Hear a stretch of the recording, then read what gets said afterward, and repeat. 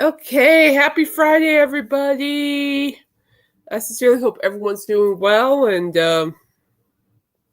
yeah. So, as you know, I'm Kate. That's James, and Dawson will be here when he can't be. First and foremost, we gotta do a birthday shout out.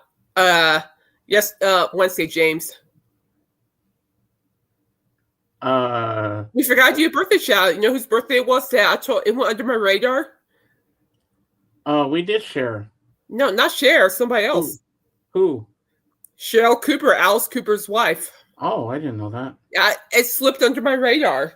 Oh. So we just want to wish Cheryl Cooper a wonderful birthday, a happy belated birthday. I hope you had a beautiful birthday, and hope it was filled with a lot of blessings and happiness. And keep decapitating your husband. It's fun to watch. Mm-hmm. It is. You should see her how she decapitates her husband. On stage, just fun to watch. I can see the love in her eyes when she does that. Can you feel the cut tonight? Oh yeah, nothing is like true love than decapitating your spouse. I tell you, that's wow. What a way to happy go! Birthday, Cheryl. Yes, happy birthday. We love you. Cut off your husband's head, and we'll be happy. And then what else to ask the blab? Bridesmaid's dress fitted well, and I got to see people. And he got the first look. Well, a couple of people got the first look. But yeah, it fits like a bug. My dress fits so nice and it's so pretty. It made me feel like I was like Cinderella or Belle. Well, I said Belle when I replied. You were thinking Belle. A lot of people were saying that to me too on Facebook. It looked like Belle. I'm like, oh, I'll take that. And then I thought you were going to start dancing to Beauty and the Beast. You know what? That song was playing in my head while I was It was. I'm actually thinking about playing Pretty Woman while I'm getting ready for my brother's wedding on the wedding day. I don't see why not.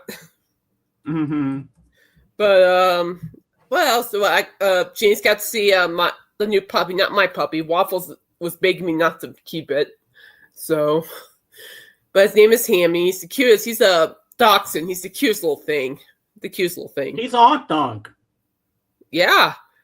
He's a hot dog, but he's a lovable hot dog. And Waffles did very well with it till I started petting him, and she just did not like it. She did not. Well, she's a jealous little one. I know. She's like, what can I say? Waffles had this look too. She had this look like, Mom, it's not staying here, is it? I don't want that puppy here. It's also that look like, what did I ever do to you, Mom?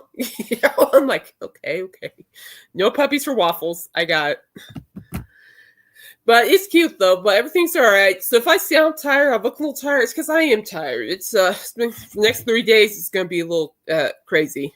So hopefully everything will run smoothly. And so far it has. It's just a lot to take in sometimes, There are situations which is hard to take in. All right. So anyway, but I'm fine. I've been through worse, but so if I sound tired, forgive me. It's just I've been through a lot. All right. So James, are you ready? I'm ready, baby. Go for it. So the floor is yours. Well, the Fab Forum was fantastic on Wednesday night, and because Chris Carter always says, call into the Fab Forum tonight with all the boys and that, but you know what? He never finds out if there's a guest anymore. I had to find out by the seat flying. They were just flying by the seat of their pants. And then all of a sudden I heard Phil Collins. I was like, what? Phil Collins is going to be the guest? I was like, oh my God. And he talked about being inducted into the Rock and Roll Hall of Fame as a solo artist. And he said he had met Paul McCartney one time. And he said Paul said, you were in A Hard Day's Night. He says, yeah, I was in the crowd. But he went to see it, I think, 9 times in the theater when it came out. And he never once saw himself in that crowd. But he said, I was there. I was in the crowd in that scene. That's awesome, though. I didn't know that. Yeah, he talked about his career. He talked about covering Beatles songs and what it was like to be a drummer for Genesis and then doing the solo stuff. And It was very, very entertaining. I really enjoyed it. I was like, yes, I'm a huge Phil Collins fan. What Beatles songs do you like? Oh, I forget now. You can't remember every detail from the interview. I mean, I just remember the certain parts. He talked about his kids, like his two daughters are actresses. Well, the Yep. only one I knew was Lily Collins. The other one I don't know. His two sons were musicians, and he was trying to get one of his sons to get back into playing drums. And he's encouraging him to keep going with his music career. Oh, Cool. And then he said, Then they asked him, did you force them to go into playing or acting? He says, nope, they all did it on their own. that's awesome. I like that. They just took the lead on their own and said, well, we're going to do this on our own. And, no one followed in, well, they follow, I guess the sons followed in their dad's footsteps. But hey, being the sons of a drummer from Genesis and being a solo artist, that's cool. That's cool. I always liked Phil Collins. Yeah. And ladies and gentlemen, is he here? I am going. No, I wish he was. Imagine Phil Collins was backstage and he came up to join us. No, let's talk about Dawson. No, he's not here yet, but I put the link out for him. So it's easier for him, so I don't have to do it again.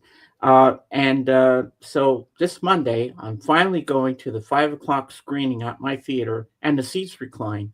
Press a button, it goes up, and you can pick your seats where you want to sit. So my sister is taking me, that's my birthday present from April, to the movie. And she's going to buy me Coke and popcorn and everything. I have to have my popcorn. Popcorn. No, tell which movie you're going to see. I'm going to see Michael. There you go. And it has been confirmed there will be a Michael 2. Probably won't hold a candle to the first one. You don't know. Well, I have to see the first one first, and then I'll tell you. Yeah, but there is a second one. It's been announced that there is a second one to be made. And what's the second one about? Probably whatever they didn't mention. Well, I hope it goes from his birth to his death in the first one. The death, no. But no, I think Michael in general chronicles his early days to the 80s. Mm-hmm. And I think that's where they leave you till the second. Oh, okay. Well, I'm excited to see it. No matter what it is, it's going to be good, and I bet I'll be dancing in my seat. Yeah, well, I want pictures of you if you're dancing. I don't think so, but I'll take a picture of me. I'll get my sister to take a picture of me in the reclining seat in the theater. No, I would rather see you dance. I mean, if I wasn't so busy over here, I'd be going seeing it. I could tell you, I'll tell you all this right now. If I was the only one if I went to see the movie and I'm the only one in that movie theater, and there's a certain there are a couple of dance scenes where people have danced to out of their seats, I can promise you, if I'm the only one in the theater, I will be dancing. Well, I'll be bobbing my head, holding my popcorn. Jeez, you should have heard me. You all should have heard me. When I saw the Last Guardians of the Galaxy in theaters. See, it was "Fight for Your Right to Party." Great fight scene for that song, and I'm just sitting there going, "Pa." And I promise you this: I will have my sister take a picture of me in front of the poster before I go into the cinema. And then I am Chasing Rainbows, Alice Cooper's cover, and I remember in my seat, I'm just singing it out so loud. I was singing out loud. I'm always chasing rain. I was just singing it out. And last night I heard that Stephen Colbert did a swan song. He's no longer on the air, and Paul McCartney was his guest. Wow, Sir Paul, huh? That's what I heard. I didn't see it, but I can watch clips online because my friend Thrifty Tim told me he stayed up late for it. Well, I reckon, Sir Paul McCartney has a busy schedule because he's got a new album coming out soon. Yeah, and I got to watch the clips from Saturday Night Live as well because he was on there too. Oh, he was the host, I think. Yeah, I gotta watch that and see what goes on. But yeah, that should be cool. And ladies and gentlemen, I'm alone for 2 days. The cats are gone with my sister, my brother-in-law. They went to the camp, so they're going to stay there for 2 days and they'll be Okay, back everybody Sunday. to James's house. We're having a party. Let's have a party at my place. And I'll hang out with the records. Oh, no, you won't. You're not going anywhere near my records. Don't you love me? Do you know how to work a barbecue? Nope. We have to find someone that does. Maybe Dawson knows how to work a barbecue. Yeah, you guys just be so busy. I'll hang out with the records. We'll have burgers and dogs and everything, and it'll be fun. Like, and now, back to our record schedule program. Ding. Ding. Oh, what was going to say? Something Al said this week on the radio that really was very reassuring. Shout out to him. He was very reassuring about this. Because remember how we were talking about, and yes, he's drinking from a juice box, people. Yes, I am. I'm a little kid again. Yeah, feel like I found it in the fridge. I mean, I felt like a princess in a dress. I mean, come on. Because it's anyway, citrus. It's good. Yeah. Anyway, and remember how we talked about songwriting and AI? Uh-huh. Well, Alice Cooper was so reassuring, so nice of him to say this on the radio too. It reassured me. It shut my mind. It did. And basically, he says there's no way AI. He said AI will not take over songwriting. Wow. He said it won't.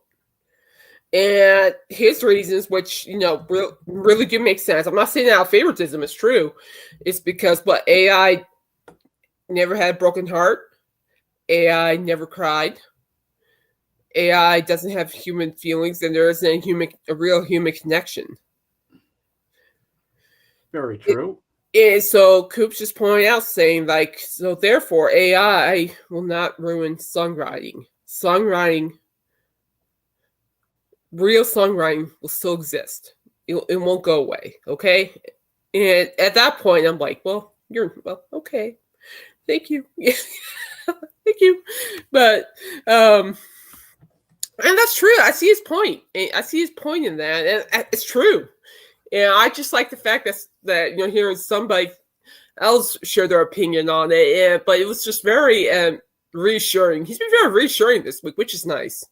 And so I'm like, well, that's nice. Who doesn't like a little reassurance, I mean, come on. Well, because it's Memorial Day weekend for you guys in the States. Oh, yeah, huh? No, I got to work Monday. I don't get Monday off. And, this morning I was listening because it's all a countdown on the Beatles channel. So I put on Classic Rewind, switch it up, because it wasn't the same without my breakfast with the Beatles. So I switched it over to Classic Rewind, and I was killing myself laughing because they played More Than a Feeling by Boston. So I was thinking of Taco when he ate the album. Oh. More than a feeling. I thought of Taco right then and there. Yeah, well, you got Taco. He's the dog that ate the Boston record. Yeah, I hope JJ comes in because I'm going to tell him I heard the song. And they also played Cherry Bomb. Anyway, so guys, according to Alice Cooper, because he said that real songwriting will be going away. Alice Cooper isn't taking into consideration the stupidity of some listeners regarding AI music, obviously. Sorry, Coop, but you're overestimating your audience, brother. Just ask Sadie Winters. Somebody woke up on the wrong side of the bed. Whoa, yeah. Who's Sadie Winters? I don't know this person. Yeah, I don't know who the heck Sadie Winters is. Or do I want to know this person? What do you mean by overstreaming, by the way? Just asking. Since you brought overestimating, you mean? Overstreaming. He's just, don't mind Michael. He's being Michael. Oh, overstreaming. Okay, I said overestimating. I must have read it too fast. Okay, now I see you're right. Some people. I read that too fast. Well, just don't come crying to me if he shows up at your house. So don't come crying to me if something happens, Michael. Don't come crying to me. I'm not going to save your butt. Mm-mm. Oh, Michael, I have some good news before we get into the meat and potatoes of the show. On the Fab Forum, they had a guest, and it was Phil Collins. He did a really good interview. Yeah, Michael. Yes, thank you for sharing your opinion. Not surprised by any means. Why are people saying... No, I don't. So, wedding questions during the podcast? Oh my God.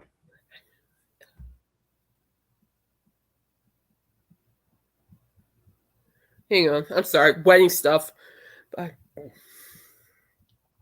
Well, last night I was watching on Twitch this girl Alina, and she was doing the hot ones challenge. She did 9 bottles of different hot sauces with chicken nuggets. I can't do that. She was drinking beer, and then she was drinking milk after, like, with all the hot sauce. She was like, oh my God, it's burning my throat. She was like, ah. And I'm like, that's not good, girl. You know, you're mixing beer with milk. You're going to get nauseous. You're going to throw up. This is just white stuff. It just popped up. I'm like, in my mind, I'm going, why are you messaging me? I'm like, oh yeah, I'm the bridesmaid. Oh yeah. It's has to be included, but so I'm not going to talk about what that was about. And the last bottle was called The Last Dab. And boy, that will kill you.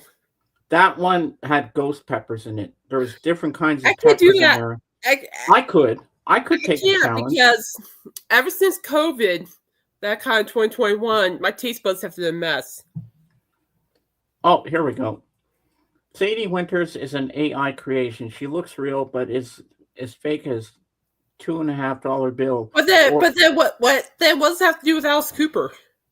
Another fake AI band with hundreds of thousands of fans. Oh my God. Yeah, but he's telling me who the Sadie is because I asked who Sadie Winters was. Does that relate to Alice though? Or it doesn't. She's just telling me who she is.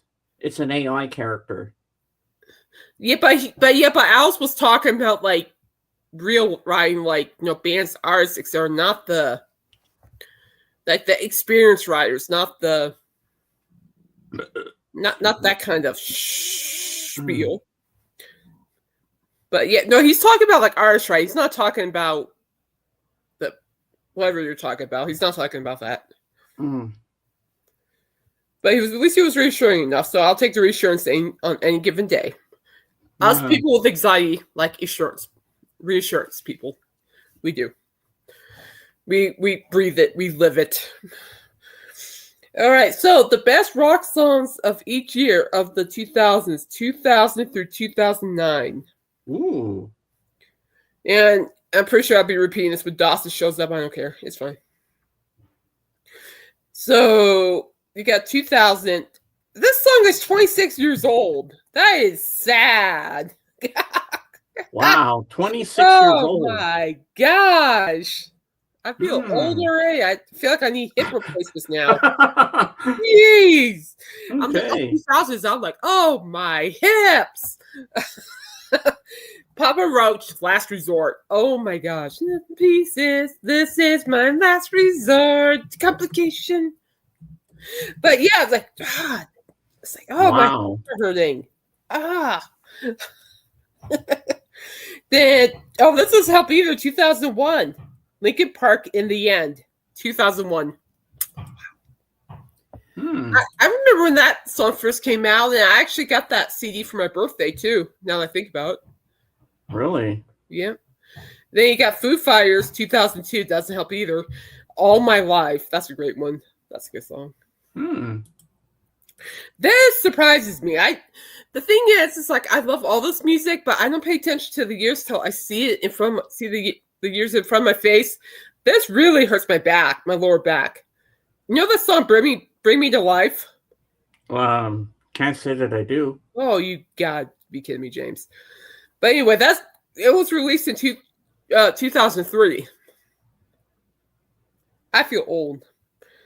Then My Chemical Romance, I'm Not Okay, I Promise, 2004. I mean, I'd like to quit, but I'm not going to.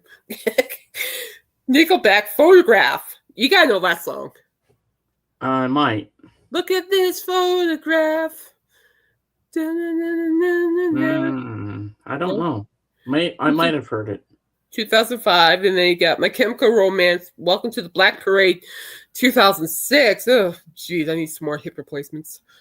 Paramore, Misery Business, 2007. I feel old. Shine Down, Second Chance, 2008. Then you go down, you got Hailstorm. I get off. I get off 2009. Don't mind me. Uh-oh. What? It says, I don't know if this is May or 6th, like 2025, but this still tastes good. I don't care. As long as you don't pass out. Even I don't think it'll make me sick. I'll be okay. You think I should be okay? You'll be fine. You'll be fine. You'll be fine. But I'm just looking at these songs and I'm going, my gosh. I'm like 26 years old. I'm like, jeez. It's like, oh, what was that album that I liked by Yellowcard? Ocean Avenue. That's 32 years old. 32. I'm not sure how I feel about that. Wow. Yeah, I still listen to that album, people. It just reminds you that, that list in general kind of just reminds me how fast life passes by. Mm-hmm. It's already, almost June, and quarterback. Oh my God.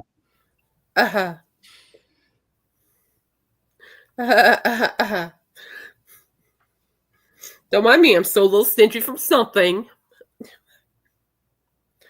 But anyway, it gets me because it's like all these were great songs for me to listen to back in that day, and now we're at 2026 and it's not helping at all. Look at the dates. I'm like reading it, I'm holding my hip, like, oh my gosh, my hip. Oh my gosh. I might as well just get both my hips replaced after reading that one. Isn't there a song called My Humps? My humps, my big, big humps. Yeah, Black Eyed Peas. Oh, yeah. Okay, so get this. You know who Nelly is, right? The rapper? Yeah. Mm-hmm. Everyone knows who Nelly is, except for my youngest brother. Wow. Yeah, and Nelly's got the Stampede, and my youngest brother had the audacity to ask us, who's Nelly? We're like, huh? You don't know who Nelly is? I'm like, huh? I was like, what? Like, no, folks, it's not a girl, it's a guy. It's a guy. He sings what? It's getting hot in here. So take off your clothes. Don't take off your clothes. In this case, don't take off your clothes, people. Please, I beg you. But yeah, so it's fine because he knows who the Black Eyed Peas are, but he doesn't know Nelly. I'm like, he knows who Outkast is, but doesn't know Nelly. I'm still like, wow. You know that song, Hey Ya, right? Hey Ya. Hey, no, I don't. Ya. Well, I don't listen to rap. It's not rap. Oh. But I was gonna say we're gonna be playing that song, All of Us, Big Thrash Metal Band. Oh my God! Before I forget, it just popped in my head. Another thing I heard in Classic Rewind this morning was "Bark at the Moon," Ozzy. What about? Yeah, it was a great song. They played it. Bark the Moon. Oh yeah, I love that heavy guitar in there. That was great. It almost reminded me, "Lay your hands down." You know what? Bon Jovi on "Slippery" when went, "Lay your hands down."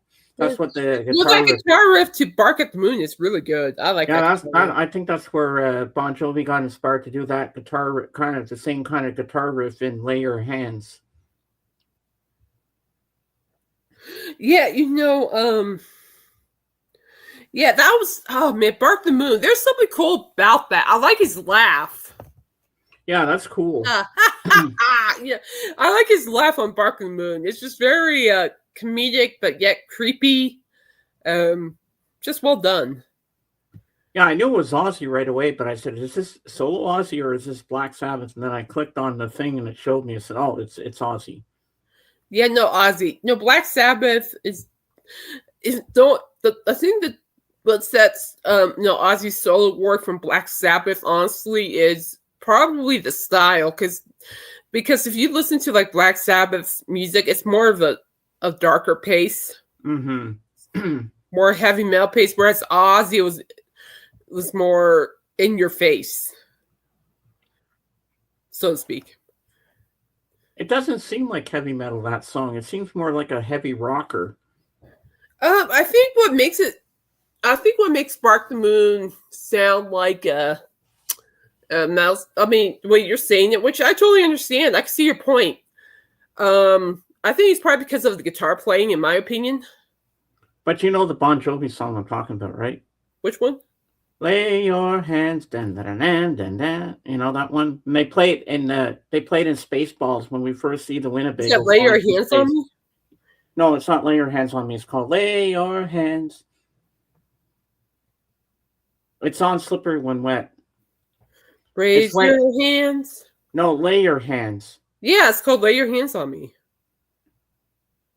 And it's got that guitar riff. It almost sounds like Bark of the Moon. And you see Mog dancing to it in that scene when we first see I'm trying to play Star. The song's called Lay Your Hands on Me. And it is, by the way. And yes, I know what you're talking about. I have the song in my head. I'm like, so yeah, no, I can see it. I can see your point. I see your point. Yeah. Boy, that's a good song. I'm gonna have to play that song later for fun. But man, Bon Jovi. I tell you what, Bon Jovi, they're in New York right now getting ready for those shows. Oh, I wish I was there. Well, the news was saying that John is not ready to be touring whatsoever. So, but he's ready to perform just like at shows and stuff, just at like a residency or something, but no touring. Well, at least he's still determined to sing. Hey, JJ. Oh, JJ, I have something to tell you. I was listening to Classic Rewind on Sirius XM this morning. Guess what they played? More Than the Feeling. I was thinking of Taco when he ate the Boston album. Yeah, JJ sent me something cool on Facebook. He did. He sent me like artists' favorite sandwiches that artists like. It was interesting, actually. Huh. Did it put submarine sandwiches that or tacos or burritos that Alice Cooper liked? Ozzy. No, I didn't see that. Oh, well, that was cool, JJ, for showing me that. That was fun. Thank you for sharing that. I'm gonna see this one for Dawson. See if he shows up. Because Dawson, he said he was going to be here. Let's do the 30 best punk bands of all time. Ooh. We like punk. I hope Blondie makes the cut. Wait, what? Is Blondie punk? They are. Because they played at CBGB's. They don't sound punk. I always thought Blondie was like do a demo for you.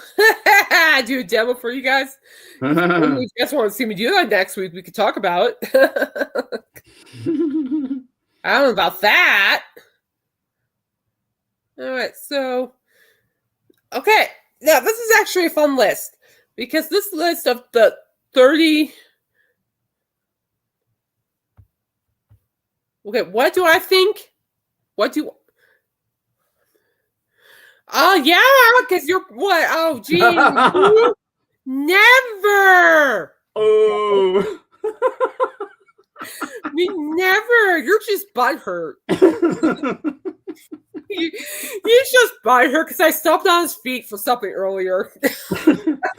He's just butthurt. Don't mind him. You live. Yes, JJ, I'm drinking a juice box. Yeah, it's like Michael said something earlier. And I just jumped on his feet on that. I'm like, oh. I don't say you're the Scrooge. I say you're more of the pain in the butt. Is that fair? Oh, don't post what you just put. That's gross. Yuck. No, I don't. No, I don't, JJ. You're gross. You're gross, JJ. No. Please, if that were to happen, I'll be ignoring you. I'll pretend I don't even know you. Now, so kicking off at number 30 is one of my favorite Irish punk bands, Dropkick Murphys. Oh, I've heard of them. Yeah, they're awesome. I like their stuff. I like their song, No, oh, come on, Caitlin. I know you're tired, but come on. What song was it? If you want blood, something like that. But they're really good. I've run into them for work, and they're just a fun band. The number 29 is Bad Religion, which I didn't even think was punk. I thought they were more like hard rock. Now that I think about it. Then you got Against Me, which I have no idea who that is. Essential Track, True Trans Soul Rebel. No idea who that is. There's a band called The Germs. Germs. Germs. Wow. Never heard of them. And Essential Track, Forming. Then 26, this is a punk band, X-Ray Specs. Okay. Which I have no idea who that is. And there's... and their essential track is Bondage Up Yours. Oh my gosh. Bondage. Nice. Nice. I'm not even gonna ask what they were thinking about bondaging. Then you got the Blue Hearts and their essential track, Linda Linda. I know this band. The number 24, Circle Jerks. I know who they are. Question Authority. That sounds like my childhood. Long story. And then 23, you got Minutemen. Essential track, Corona. Where did you get the name of this one? Listen to this. Number 22, The Dead Milkmen. Well, I've heard of them. Oh, yeah? Mm-hmm. Are they Canadian? I have no idea. The Dead Milkman. It sounds like something like a horror movie or something. The Dead Milkman. Punk and the essential track, Punk Rock Girl. The 21 got Operation Ivy. No idea who that is. Essential track. Oh, almost like 80s, it says here. Knowledge. Okay, I know this punk band. Jawbreaker. I know who they are. Kiss the Bottle. They're 1990s punk. Michael. Oh, you guys are bad.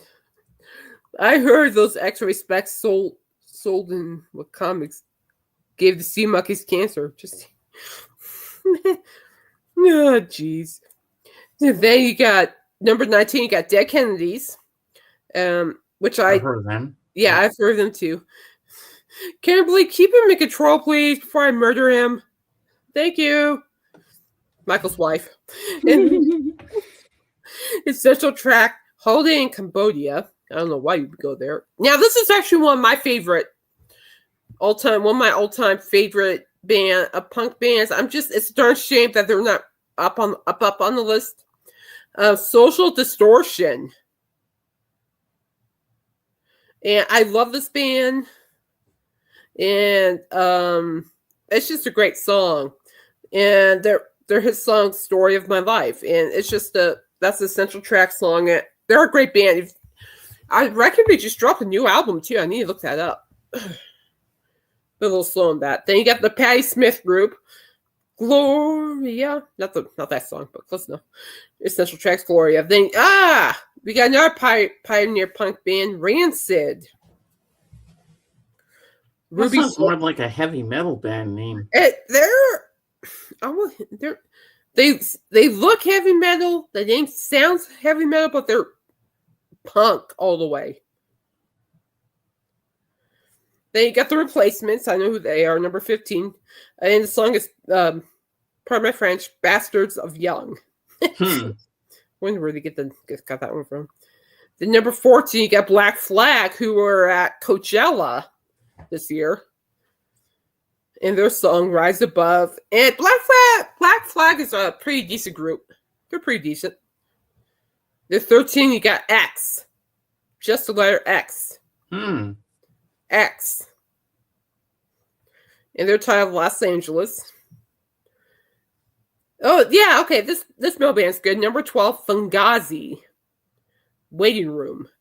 Fugazi is a good band. I like them. They're good. Then you got Descendants, another good band, for number 11. And there's essential track, Suburban Home, which is actually a really good track.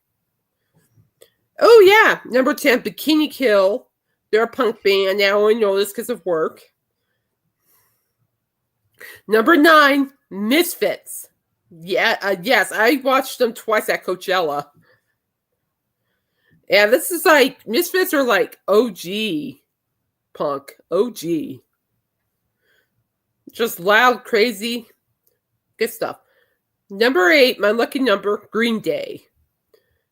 And their central track, When I Come Around. Green Day is actually a punk band? When I come around. Are you serious?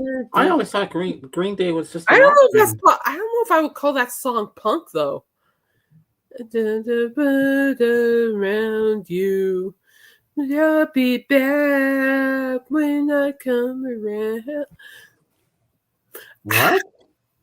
I don't know if that song. I have the song in my head. What's this here? That Green Day's success marked a massive turning point in punk with the popularization of grunge and heavier music through the late 80s and early 90s. Green Day's outwardly pop-centered mindset inspired hundreds of devoted fans, even if it led to critiques of their so-called punk fantasy work. Oh, yes, I do. I do, JJ. Yeah, they were in the Simpsons movie. Authenticity? Close enough. Nevertheless, the Billy Joe Armstrong trio can take a great deal of credit for putting a new generation of punk in the public consciousness. And throughout their 25-year career, they've released a slew of hits and continue to find their legacy. Okay, well, when I come around by Green Day, I can see a little bit of punk in there, but I kind of think it's more of a hard rocker. A hard rocker. So, I don't know how I feel about that. I'm going to have to ask Dawson on that when he shows up. Okay, this is a band name. I'm only saying it once. Don't hate me. The central track is Falling in Love with Someone You Shouldn't Have. And the band is called Buzzcocks. I'm not kidding. Oh my God. I am not kidding. Kate. I am not. It says right here, Buzz. I'm not gonna repeat it, but oh my God, they must have been desperate for a name. Oh, let's call ourselves Buzzcock. I don't know. I don't even want to know where they even got that name. Next, number 6, Minor Threat. I know who they are. Good band, and their song "Straight Edge," good song. They got the. That was a hard group. Shut up, JJ. Shut up. Stop it. That's bad. Stop it. It actually was kind of hard for you to say that name. I'm not going to say that name. We're passing it. Now, okay, now look. The Stooges are on here. Ooh. Now we're talking punk. I just Michael says Green Day is alternative rock, not punk. Thank you, Michael. Oh my gosh, we're being nice again. Yeah. Captain. Yeah, no, I know they're alternative rock. I'm thinking of their song When I Come Around. I'm like, that's not punk. If you want to talk about punk, it's got to be American Idiot. That's punk. Don't want to be American Idiot. That's punk, but they're more alternative rock. But anyway, yeah, the Stooges. I just want to be your dog. And Iggy performed that at Coachella twice on both of the sets. With his pants on, thankfully. What, he's had time to take his pants off?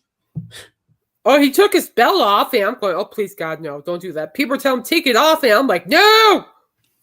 Keep it on, baby. Yeah, but instead he mooned the crowd. I'm like, that's better. Thank you. Led by the godfather of punk, Iggy Pop, the Stooges were punk before there was punk rock. Ultimately, proto-punk band. Yeah, I'm afraid to ask what they were thinking, Michael. I'm really scared to ask what they were thinking. I'm not going to ask. I don't want to know. I have very limited brain cells. When journalists make punk lists, they always need familiar groups and loop them in somehow. I know. The Stooges brought a danger to rock music like no other act before before them. Not only did they set the song foundation for punk rock with songs like I Just Wanna Be Your Dog and Search and Destroy, they also created the mold for punk rock shows. Just about everything you see at a punk concert to this day can be traced back to Iggy, perhaps the greatest live performer of all time. And you know what? Watching Iggy Pop perform at Coachella twice on YouTube was fabulous. He brought it. He was fun to watch. I was actually singing along to a couple of the songs. Then number 4, you got Bad Brains, band in DC. This is 70s punk. I wonder what they did to get banned. Number 3, which you gotta have, is the Sex Pistols. I agree. Anarchy in the UK. No, they should be number 1. Who's number 1? Okay, no. I disagree on who's number 2. Number 2 needs to be number 1, and number 1 needs to be number 2. Guess who's number 2? The Ramones. Unfortunately. Why are they doing this to us? I want to be sedated. I want to be sedated.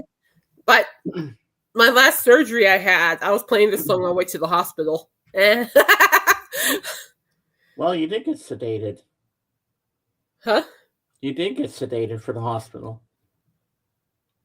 Yeah. So you got your wish. Yeah, I don't understand why.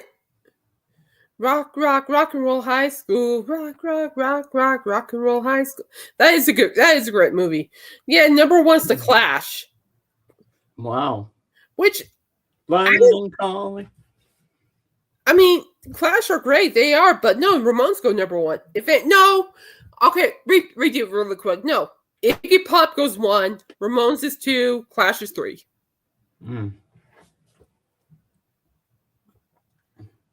I like that. Oh, that's a good hospital song. On the way to the hospital, play Go Down Gambling by Blood, Sweat, and Tears. That's a good one.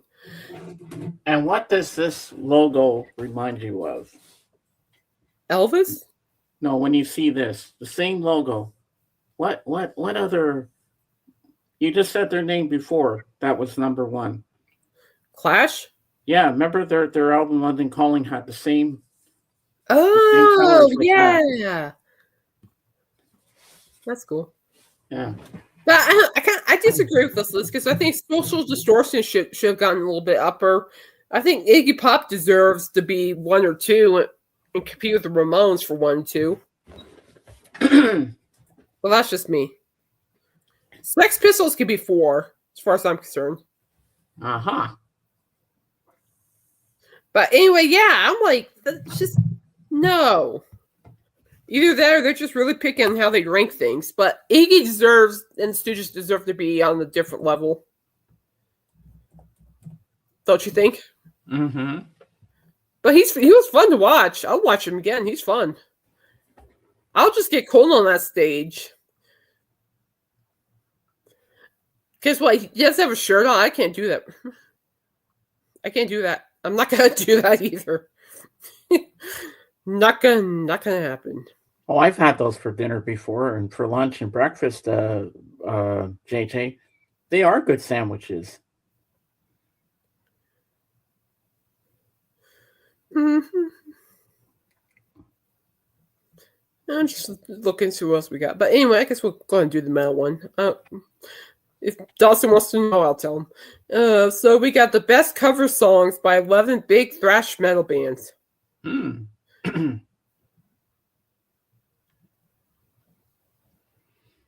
But anyway, it's just some people are just really stingy with their rankings. But I really think that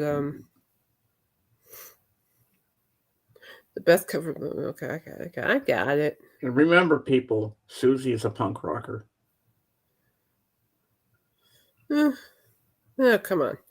Sorry, people. I'm everywhere. And you know what song I'm talking about from the Ramones? No, I don't. Susie is a punk rocker. Huh? You remember that song? I guess. I can't remember. I'm sorry, guys. I'm just really tired. I'm an angel. He says I look like an angel in my dress. And they do that Blizzrig bop or something. Let's go. Biscuit bop. Hey, Yeah. go. Let's go. Oh, JJ says Kate in her dress looks like an angel. Well, thank you. I felt like a princess wearing my bridesmaid's dress, to be honest. I felt like I was going to a ball. And the handsome prince was going to get you, and then Oscar okay, godmother okay. So best cover next. Best cover songs by 11 big thrash metal bands. All right, so we're kicking things off with Anthrax, who are back, which I'm ecstatic about, with Got Time 1990, and they did a cover song from Joe Jackson, who's the original artist. Ooh. 1979. The Death Angel covered Kiss. Which is great. And this is actually my favorite Kiss song. Because before I say this Kiss song was the first song by them I heard that really got me into their music. So Death Angel, Death Angel, they're going to be in town. Yeah, they're going to be in town. I'm going to have to go see them, see if they can play it. But anyway, Death Angel, Cold Gin by Kiss. And that was the first song I ever heard from Kiss. Ever. They got Exodus. Exodus covered Low Rider. Dun, dun, dun, dun, dun. Oh, War. The Low Rider rides a little slower. They had that at the beginning of Cheech and Chong's Up in Smoke. Low Ride gets a little higher. Dun, dun, dun, dun, dun. You have to hear me when I play Fortnite, guys, because when I play that, I'm literally going like ba ba ba ba ba ba. Yeah, Cheech and Chong. I always think of Cheech and Chong when I hear that. Oh, here we go. This is for you, James.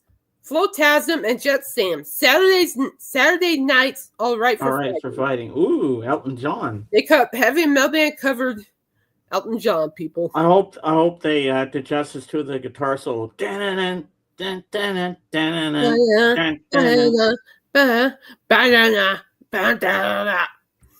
You got Megadeth. They cover Anarchy in the UK, which is the Sex Pistols. Very nice. Oh, Metallica covered this one. I didn't know this. Metallica covered Queen. Ooh. Stone Cold Crazy. Wow. Then you got Overkill covered Frankenstein. Dun dun dun dun dun dun dun dun dun dun. That's an instrumental. Original artist, the Ager Winter Group. I gotta listen to that cover.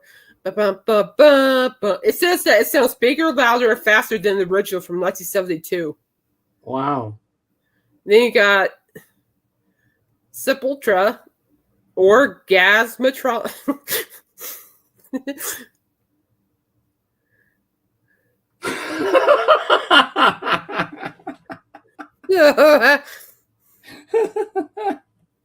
Oh my God, Michael. Yeah, and then what? We got Orgasmatron, the Motorhead. Jorgen. Hi, Jorgen. Good to see you. How are you? Then you go here. You got Slayer for Descendant Aggressor, and that's Judas Priest. Then you got Sodom, Surfing Bird, and they covered 1963 original artist Trashmen. There's a band called the Trashmen. Uh-huh. I didn't know that. Rock Band Testament cover Aerosmith, Nobody's Fault. Wow. I'm doing pretty good, Jorgen. Can't complain. I'm okay. I'm thriving. Oh man, no, that song Frankenstein, JJ, it's just ba ba ba ba ba ba ba ba ba ba. Oh, speaking of Aerosmith, last night I was listening to the 80s on Sirius XM. They played "Living on the Edge." I think it's very valid for today, to be honest with you. There's something wrong with the world today. I don't know what it is. You're right. What's wrong with that? Those lyrics fit really well with today's society. Definitely. Oh, yeah, they actually performed that song in Cheyenne when I saw them too. All right, yeah. So why this cover works. One of Aerosmith's heaviest songs gets heavier. At no point does the band try to top Steven Tyler's voice or Joe Perry's guitar. Thank goodness. Instead, they stick to what they do best, charging straight ahead at full force. Some may be surprised that this was originally an Aerosmith track, depending on when they were introduced to the band. If anything, hearing Testaments cover helps bring a new appreciation for Aerosmith's early career deep cuts. So yeah, Nobody's Fault is the deep cut in Aerosmith's catalog. Great. Oh, great. Now I got the Frankenstein song stuck in my head. I've got Lowrider stuck in my head. Now I need to watch Cheech and Chong. Oh, no.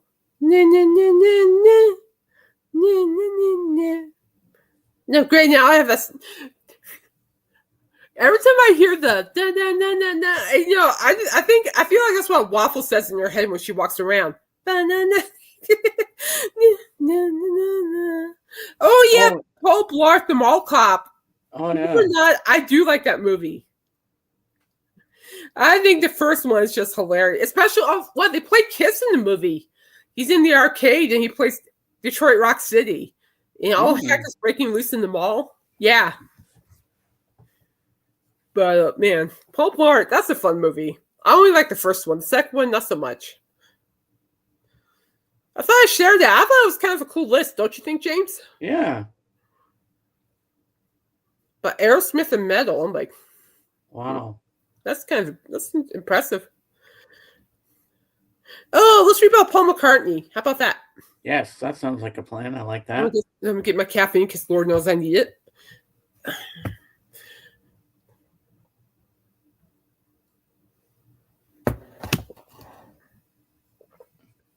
Well, that's also a good song by Love and Rockets. So alive, so alive. Yeah, Detroit rocks today.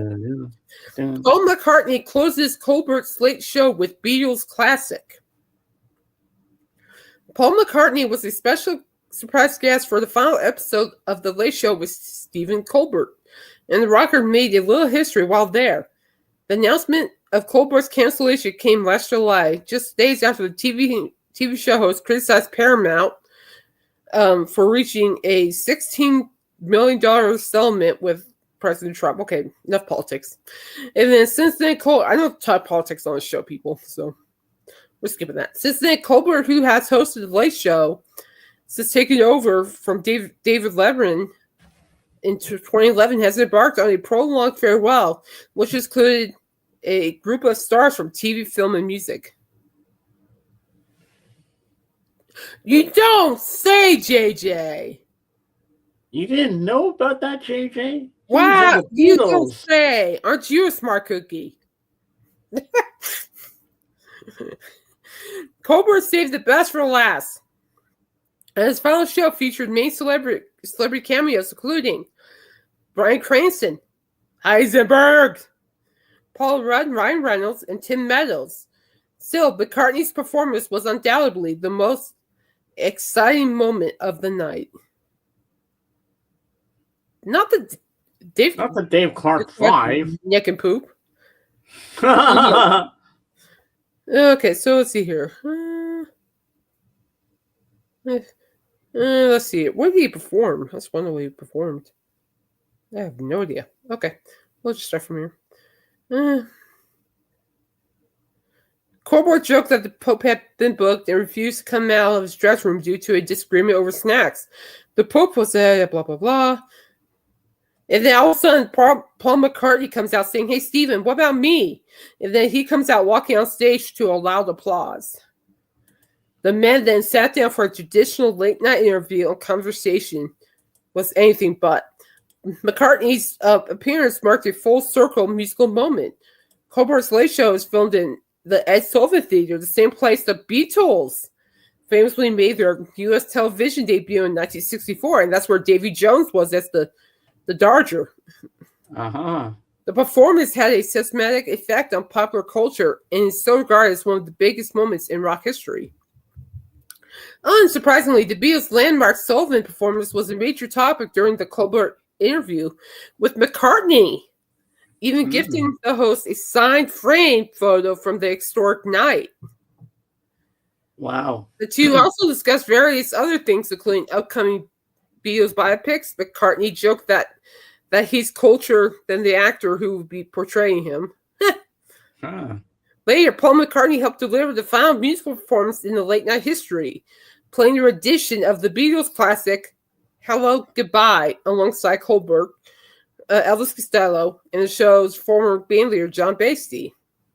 You say goodbye, I say hello. Well, actually, I didn't know what his favorite sandwich was till you just told me. Hello. Hey, la, hey, hello. That's what happens at the end. It was a joyous end to the program as all of the late show staff flooded the stage to sing and dance during the song. I bet you would have danced. Layla,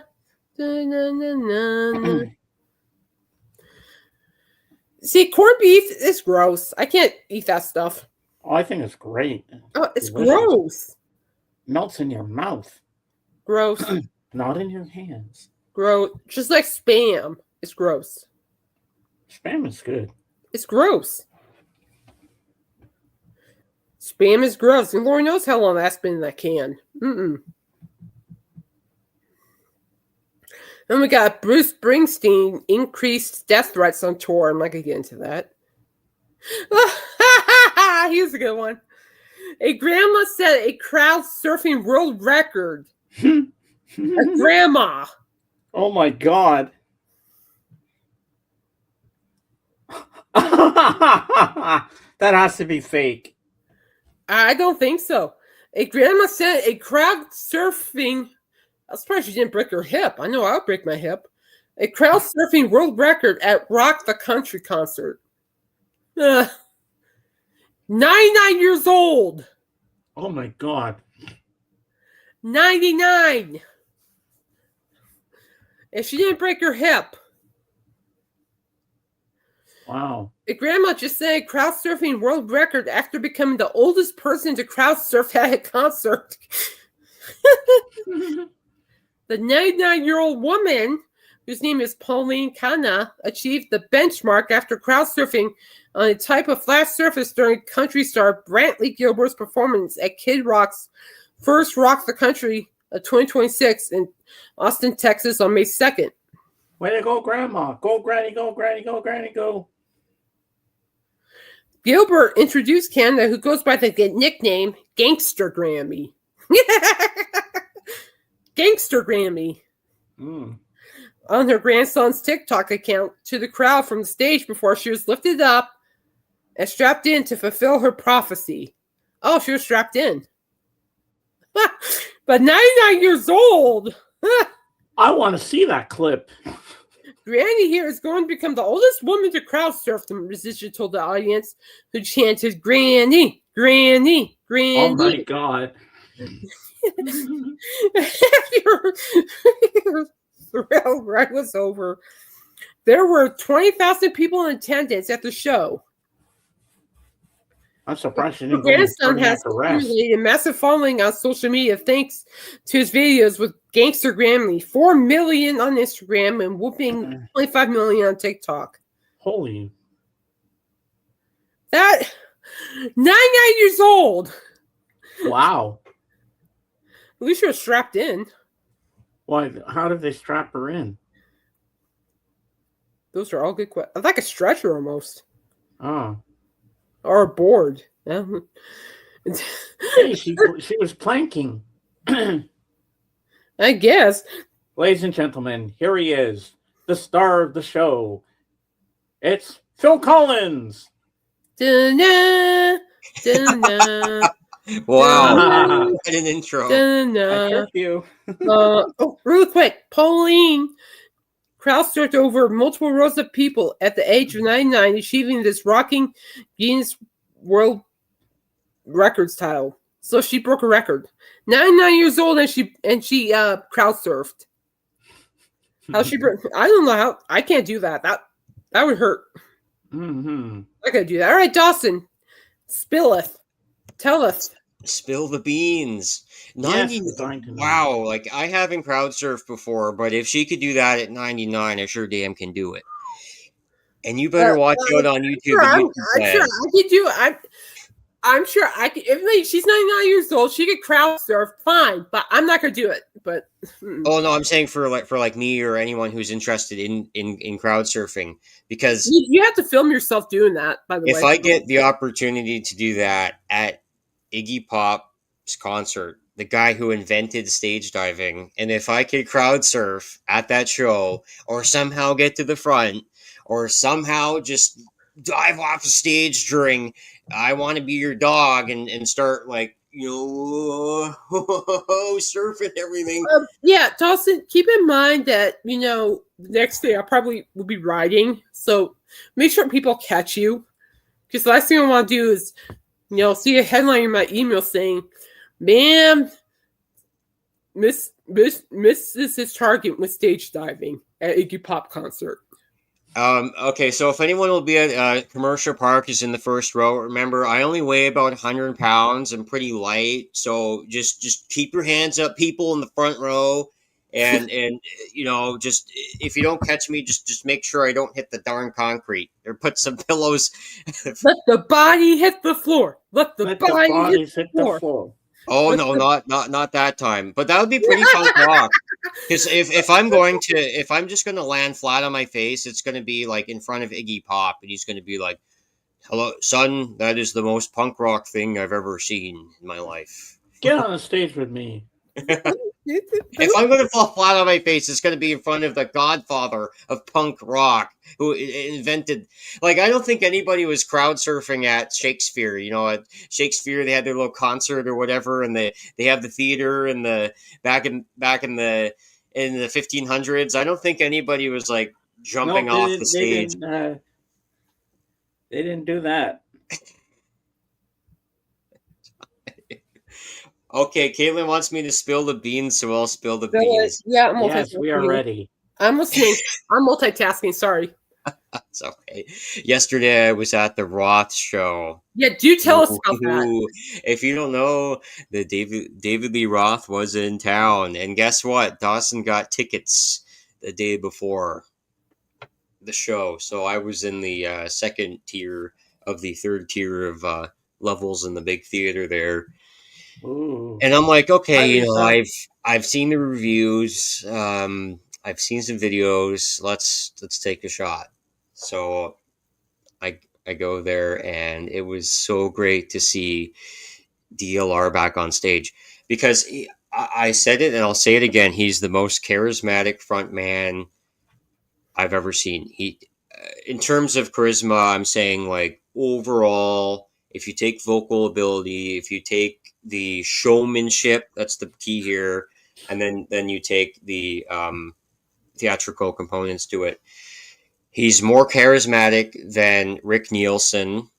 Rick Nielsen? No, this Robin Zander. He's Robin Zander. I love Xander. I know. I love him too. Wow. Trust me. Xander's I've seen awesome. him live. He's more charismatic than Mick Jagger. Okay. Well, I don't say that great, lightly. though. And name a handful of other DLR's the guy. Okay. So overall, this was the first ever full DLR show I've seen, because I've seen him open for Kiss before. Wow, it was just a lot to just digest or absorb. He played a full Van Halen set, so it might be a couple of DLR songs, but most of it was Van Halen, even more than last time. I had a lot of fun, and DLR's voices. I'll talk about his inflection first. It's like those yow or those ooh ooh, like shibbity bop bop bow. So he's got those streams there. He's got those components, and then there were times where he would full force. When you think of Alex Van Halen going ding ding ding ding ding, and then you got Eddie Van Halen going bad, bad, bad, and then you got the bass player like bad, bad, like that really good backup vocals. Mm-hmm. And then there was a couple songs. I think it was Mean Street was the highlight, where David Lee Roth just belted it out like bow bow bow bow bow. You started that screaming. Like, he would just belt it. And you're like, I'm seeing Van Halen right now in 1984. There were some glimpses of that. But also, on the other hand, it was a pretty Hi, rough vocal. Lisa. Just saw you. Sorry. Hi, Who's that? Who's in there? Lisa. Lisa Bubble. Lisa. Woo! Talk Woo. about star of the show. Get me out of here. And here we go. David Lee Roth did the dumbest career move ever. He tried to take the Howard Stern spot on Croc right after Howard left for Satellite. Yeah. It was very entertaining on Joe Rogan when DLR would do his long form things, but yeah, you'd have to be in the right kind of mind frame to figure out what's going on there. Yeah, that was a weird time in the early 2000s. So, I mean, yeah, everybody's got bumps in their career, but yeah, that was a really weird time. You're definitely right there, VS. You know, I'll go into more of that later. He's a great performer, though. He really is. I was watching him on Coachella. I mean, he has energy. Did he sing Just a Gigolo and California Girls? No, I think what he only did from his solo career was that there might have been a couple acoustic songs that he was doing, and then he threw in a couple lines here and there in the Van Halen songs. But this was like at least 90% Van Halen. And how long was the show? Oh, it was just an hour and a half. Like it was long. Like you were really immersed in it. You can't take your eyes off of him. Wow. But to finish off my review, or the overall part here, is that it was a very rough vocal performance. I think I've seen maybe a handful of rough vocal performances. I would say Bob Dylan. That was, oh god, that was rough. The overall show was fantastic. I can't take away anything from that from Bob Dylan. But the vocal performance last night was pretty rough. He blew out his voice. I think in the 2000s. You know, his vocals have been brought up by a lot of people, by critics, and some of them, make fun of him. But he's having fun, and I'm okay with that. He did sound a little choppy at Coachella, just a little. I didn't see anything that would work. I didn't see anything that would throw me off. But he did sound a little choppy at Coachella. Yeah, he's singing back in this late 70s. Started out, they didn't have like a lot of vocal training or rock 101 or rock high school or here's your best practices to do. So I mean, over time it might happen to a singer in their career, and I look from things from an ability standpoint where you could probably modify the show, where you could do some acoustic things, or you can do some more spoken word or more aspects. And if you keep trying to do the Van Halen 1978 thing or the 1984 thing, I mean, it's going to be pretty choppy. It's going to be a little rough. So just. I mean, he's a great performer. I hope I have that energy if I make it up there. But. But the energy was great. Oh man, he's like a legit energizer, but just boing, boing, boing. It's like Coachella, it's just boing, boing. And I'm just like, wherever if I ever make it that far in life, I would love to have that kind of energy. I had a great time. I still feel like I'm at the show right now. The energy's buzzing, and I think that's what you want at the end of the day as a performer. Of music, of theater, of whatever. So whatever happened last night, that will be in my memory forever, and that was freaking awesome. So that's my beans. The beans are spilled, and let's make a nice stew here. Yeah. Yeah, and you can do the same review on Sunday if you want. But I do like him though. I always like the character he is for Van Halen. Mm-hmm. Always liked his character on stage. Just kind of humorous, energetic, all that at the same time. Look, it's the next day. I survived. I have a big smile on my face. I had a great time. It So matters. That's a good thing. that's all that matters. That's what matters. It's the memories you make, the memories you keep with you for the rest of your life. I mean, that's what matters. I haven't seen David Lee Roth, but I made many memories from that Final Kiss concert in Denver in 2019, and I made so many concert memories from all the concerts I've been to, and those memories will forever be a part of my heart. It looks Don't like we forget had a people birthday after- yesterday. Huh? Huh? Cheryl What? Cooper's Yeah, we did. birthday. Yeah, we gave her a shout out. Yeah. Yeah, and I did. We gave her a shout out. I'm like, well, I feel stupid. And before I forget, I should have mentioned something yesterday to you, JJ, but yesterday was the day, May 21st, 1980, The Empire Strikes Back hit theaters. Oh, yawn. Yawn. Well, someone seen The Mandalorian last night. Who did? You? Well, other news, I'm watching the OC again. I wonder who saw it. I haven't seen it yet. I want to. I'm going to see Michael on Monday. Yeah, yee, that Michael. All right. And he'll be starting something. AJ said that DLR will be going to Milwaukee. Oh, wow. Milwaukee. This So summer. JJ can go see him now. Because he was close to Milwaukee. Mhm. Cheryl Cooper from Milwaukee.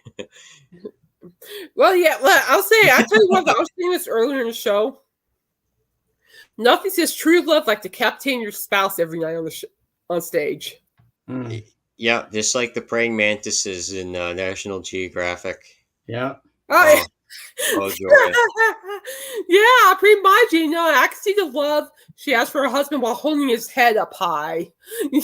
I'm like, wasn't that nice? True love, people. Couple Yeah, goals. nice. Yes, nice. Nice. Couple goals. Yeah. I think it was 2001 or 2002, and the song had come out, and the first time I heard it, I was laughing so hard about it. Hey, you and me, baby, ain't nothing but mammals. You and me. Why don't we do it like they do on Discovery Channel? Like we did on this. Yeah. That song made me laugh. That was annoying as. I couldn't You and believe me. that. I'm like, am I I didn't hearing care. what I'm Ew, hearing? get away from me. Ew. I'm like, yeah, I know what song you're talking about. Yeah. It's only natural. I know. You and me, but no, let's not. Go away. No. Out. Or the other one there, Pretty Fly for a White Guy, how it starts out, give it to me, baby. I'm like, what? Your strays, caught with single say. Dun, dun, dun, dun. What is You've got happening? people separated. Dun, dun, dun, dun, dun. So I have some news for you, Ross. On the platform, they had the Phil best Collins. interview of all. Yes, Phil Collins. I was so excited to hear him. Yeah, he did a good interview. It was really cool. And he talked about being in a hard Paul day's night. McCartney. Yeah. Bad Touch is maybe the best song Bloodhound Gang did. Maybe the only good thing they did. Uh-huh.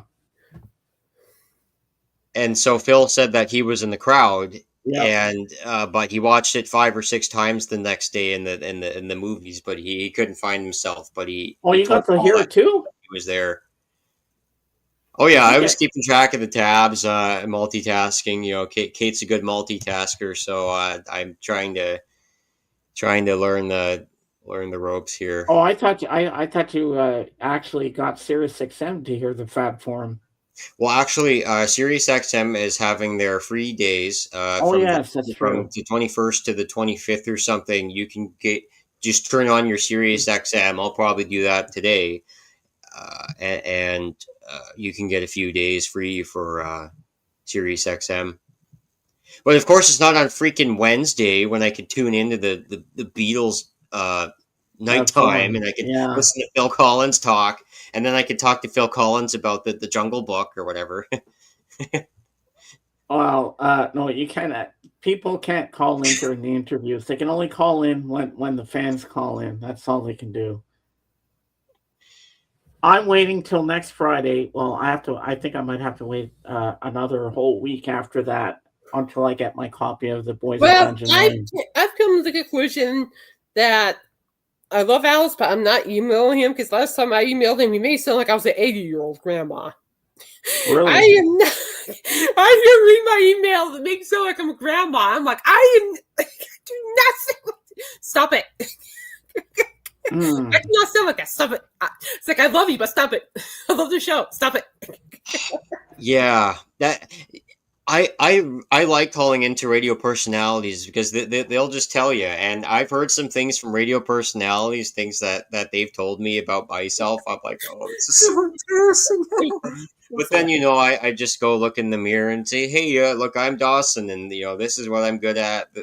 This is a fact. This is fiction, and yeah. So Dawson, you should have called the Fab Forum.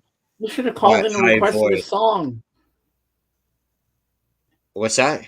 You should have called the Fab Forum and requested a Beatles song. I wonder if Phil Collins ever did a Beatles song. I think he did, if I remember correctly. I don't know. Did he? He probably did at some point. I mean, he did. Because he said he covered a few when they asked him, did you ever cover Beatles songs? He said, yes, we did. He must have been at the Queen's Jubilee at some point, and I know Paul was there and he was there, so maybe there was some Beatles connection there. Yeah, because he said to Paul, when he met Paul, he says, I was in a hard day's night. He says, Paul said, I didn't know you were in a hard day's night. He says, yeah. Hard day's night. Well, they're too busy running away from the audience. You couldn't tell anybody from anybody. They're just trying to get the heck out of there so they can get back into their limousine. Find himself in the crowd, but he said, I was there. Okay, so what were some of the the best rock songs of each year? Oh, I really want to make my hips hurt. Oh, I'm kidding. No, I just didn't want to barge in here. I need to contribute to the show. I need to. I know. I'm working diligence here. Go for it. For the sake of my hips, I'll tell you. Okay. And just so you know, the Last Resort by Papa Roach is 26 years old. Wow. Yeah. This is the last resort. Okay. Turn my life into pieces. Caitlin's hips hurt. Well, it was that stupid person behind you on the lawn that wanted to keep pushing forward, and yeah, that's what happens. Sounds like that's definitely a horror movie thing. I would have turned around when Bruce Lee. All right, so really quick, I'll scroll these. You let me know what you think, okay? Okay. So starting off, you got 2000 Last Resort, Papa Roach. That's 26 years old. My hips hurt. And then Linkin Park. In the end, it doesn't even matter. I tried so hard. 2001, and doesn't help either. You got Foo Fighters, All My Life. 2002. That's a good one, I know. Then you get this one makes my back hurt. Evanescence, Bring Me to Life, 2003. Bring me to.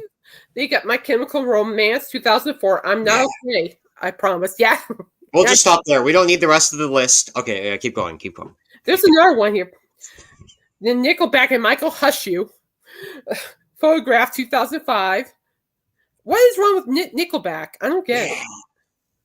You got My Chemical Romance. My Chemical Romance, Welcome to the Black Parade, 2006. Then you got Paramore, Misery Business, 2007. I'm doing a happy dance, guys. I just did a happy dance because I'm happy for something. So, happy dance. Then you got Shine Down, Second Chance, 2008.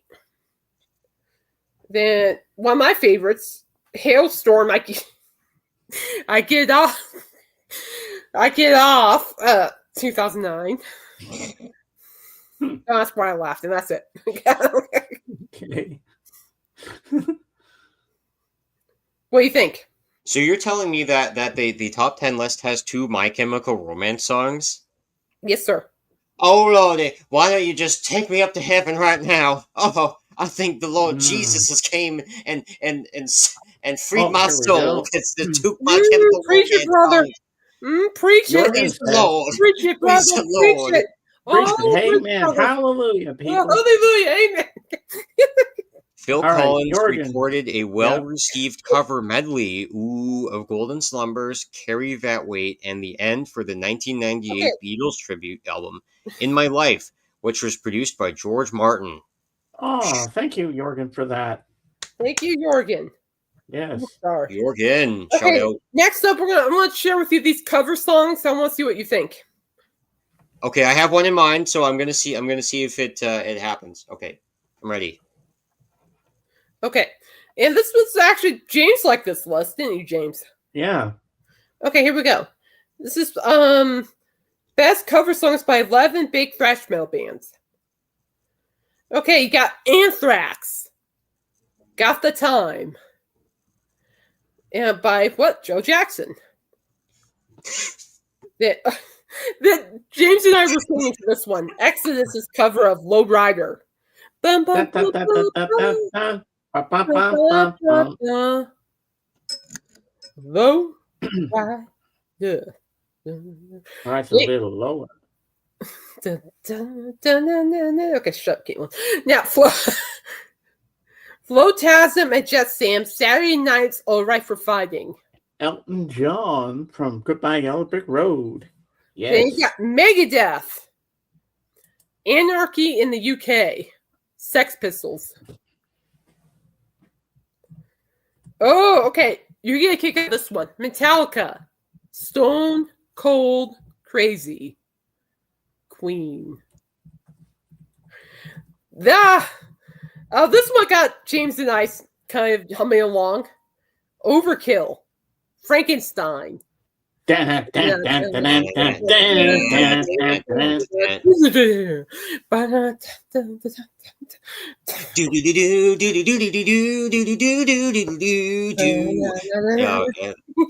minutes later.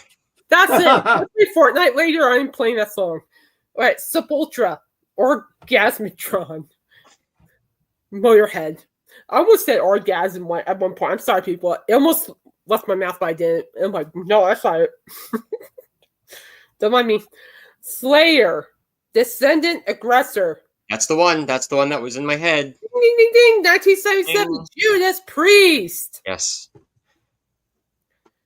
And they got Testament covering Nobody's Fault, Aerosmith.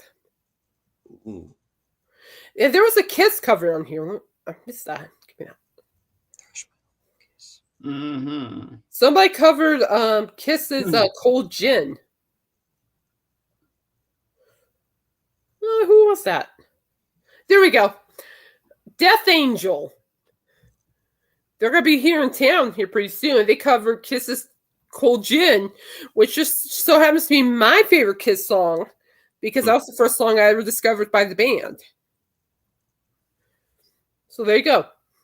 Nice. Yeah, you want to see who the 30 punk rock bands are?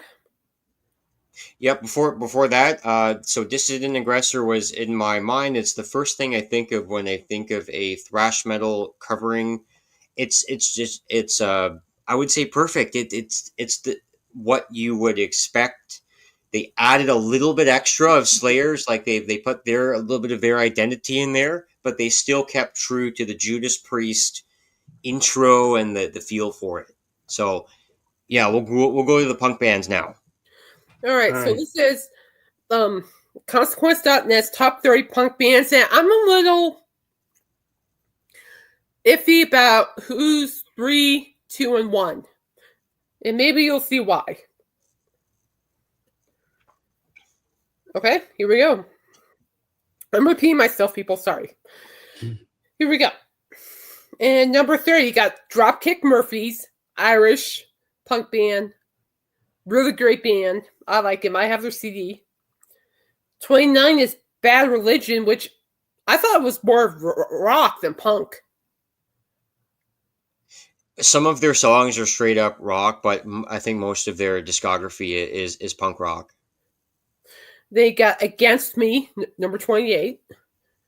Number 27, you got Germs, the band. Then 26, a lot of people made a joke about this in the chat. Number 26, X-Ray Specs. Number 25, you got the Blue Hearts. Number 24, I like this band, the Circle Jerks. Really good punk band. Then you got number 23, you got Minutemen. At number 22, you got the Dead Milkmen. It sounds like something out of a horror movie. The Dead Milkmen. Then you got 21, Operation Ivy.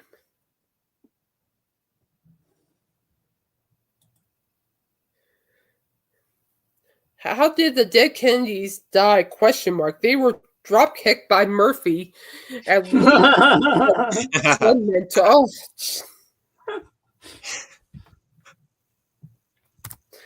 Number 20, you got Jawbreaker. It's a good band. Number 19, Dead Kennedys and Hush You. And then, one of my favorites, I disagree with this ranking. Number 18, Social Distortion. They deserve to be. And then number 17, you got the Patti Smith Group. 16, you got Old School with Rancid.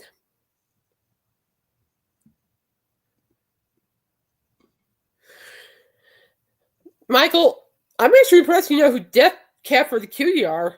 I'm impressed. He actually knows that band. I'm impressed. Number 15, The Replacements. No, I'm reading this for Dawson. Number 14, Black Flag. Number 13, X. Just X, not just X. Number 12, Fugazi. Number 11, The Descendants. Number 10, Bikini Kill. Number 9, Misfits.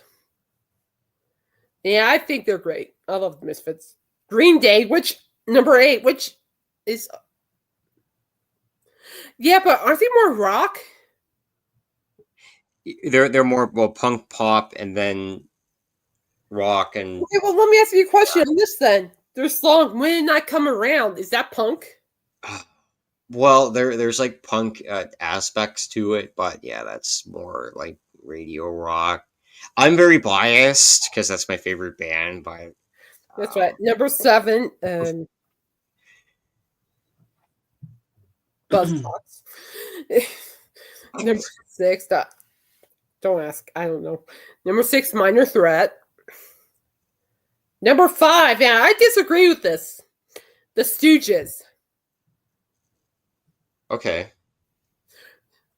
They should at least be number 1. The number 4, you got Bad Brains.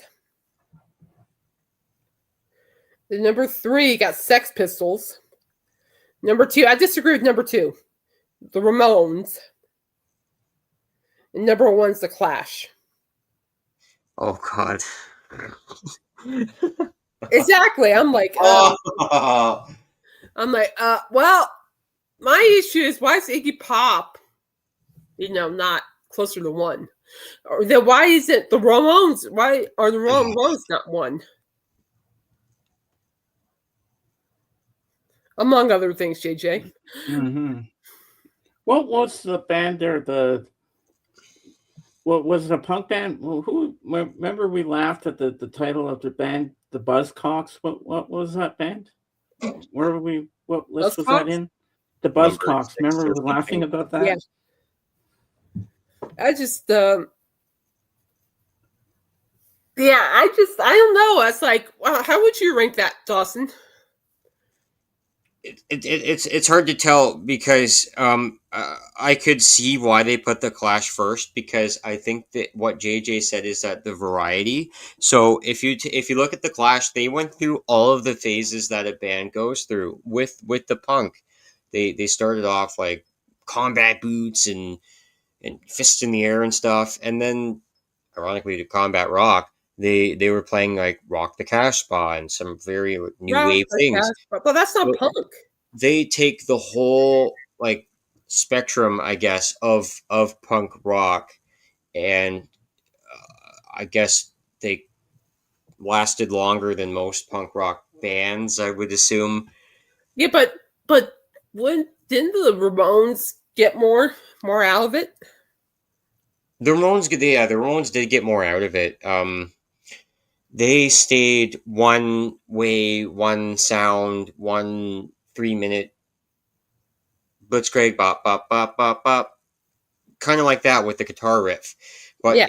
you take the Clash and they're a little bit more dynamic, I would say. And if you look at some early Clash things or some bootlegs, that is some pretty heavy punk rock. Like that could compete or go toe to toe with most other punk rock bands or albums that are there. The Clash are definitely qualifiers. I don't think I'd put them as number one because of the direction they changed into in the mid '80s. How would I rank that? I'm probably very like mainstream, like other people. I would probably go Sex Pistols 1, Ramones 2, and Clash 3, and then make my way down the list. That's what I would do right off the bat. But there's different, different exceptions or factors to put in place. But you're probably wondering why I put Sex Pistols as number one, because I think it is kind of punk rock to just have that flash and then just go out. It's so punk rock fashion of you make one album and then you're done. That's so punk rock because they did it their way. And you've probably heard this regurgitated like thousands of times on shows or whatever. But the personal connection is that I know David Donnelly, and David Donnelly knows the bass player from the Sex Pistols, and the Sex Pistols are probably the greatest punk band there is. And for what I learned from the Sex Pistols are, kind of. Hey, Royce. Hi, Hey, Royce. Are at odds with their original lead singer, though. They are at odds, but if I'm just looking from 1976 to 1978 when the Sex Pistols ruled the world, at least Glenn Matlock had some involvement with them, and from what I could learn personally from that was when the phone rings, you answer it. So the Glenn's band rang David, and he answered it, and they made an album together, and they played some live shows together. So when the phone rang, he answered. So if the phone rings, well, I'll have to answer it and play where I'm needed. The phone rang at Caitlin Stoddard's Magical Corner, and Rampage Video is here to be a guest on the show. Whoa, come on. This is like the most punk rock show. I think the number one punk rock band is Caitlin's Magical Corner. Caitlin is a punk rocker. We're going to be number one on Consequence of Sound's list of best music podcasts. So just listen out, folks. And there's my story, and I'm sticking to it. That's my story, and I'm sticking to it. That's my sorry. Kevin Costner's Instagram keeps booming. I'm sorry, people. I'm like, it's like, what's he talking about? He's showing a throwback picture of. Ever seen the movie Revenge? No. With Kevin Costner? Yeah. Yes, I have. Well, he was showing a throwback picture of Revenge, and seriously, I don't think it's great because I just watched that movie last week. It's on Tubi, by the way.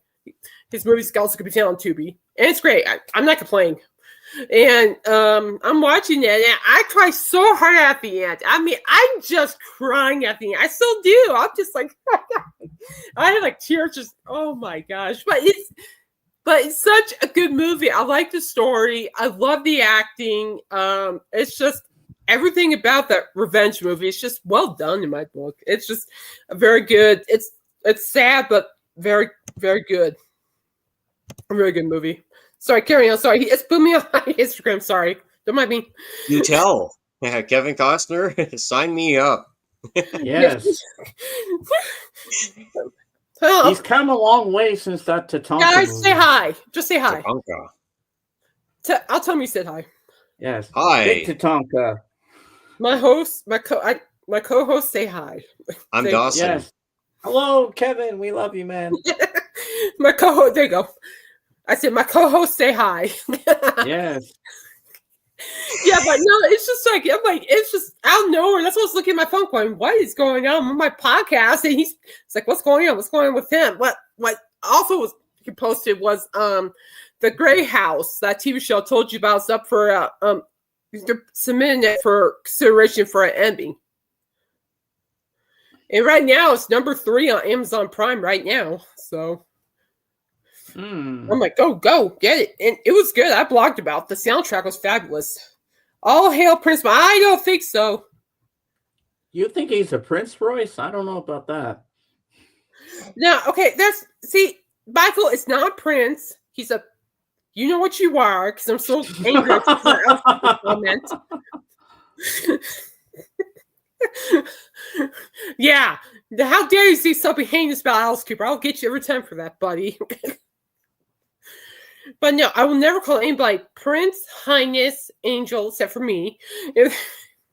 In the arms of the angel, fly away from here. But yeah, but anyway, that's you never know. What are you doing on my podcast? You're distracted me. I'm like, I was listening, but I'm like, yes. Hold on, what's he posting? I'm like the nanny going, yeah. There might be a fine bachelor at that wedding party, and the words that might just fall right out. I don't know about that.